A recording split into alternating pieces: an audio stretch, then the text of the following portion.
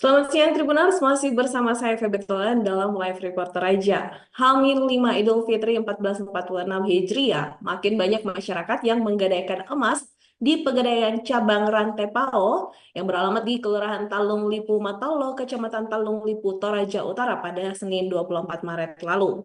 Selengkapnya kita akan mendengarkan laporan langsung dari reporter Tribun Toraja, rekan Ratri Fiandini. Silakan rekan Ratri. Ya, baik, terima kasih rekan VB dan selamat siang Tribuners. Ya, benar bahwa H-5 Lebaran, gadai emas meningkat di Pegadaian Cabang Rantepao. Eh, ini meningkat dibanding tahun lalu karena tahun ini terdapat 4% dan tahun lalu itu hanya 3%.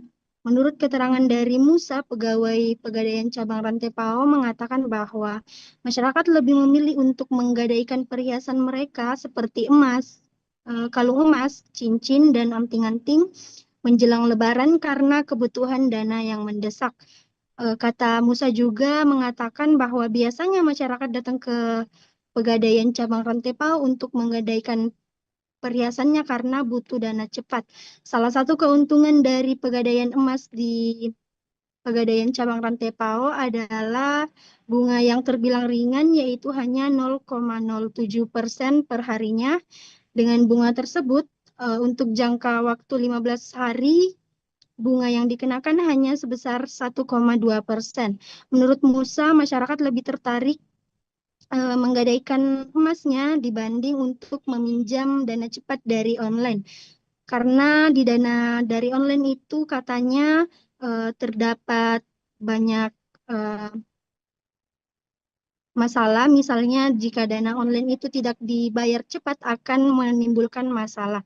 Selain itu, selama Ramadan banyak masyarakat juga yang membeli emas galeri di Pegadaian Cabang Rantepao.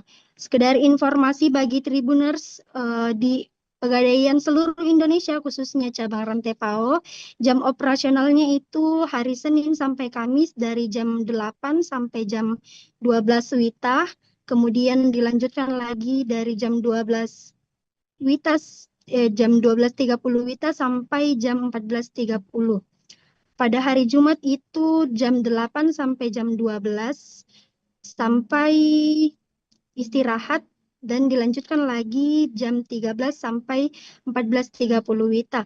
Bagi hari Sabtu itu 8 jam 8 sampai jam 12.30 WITA.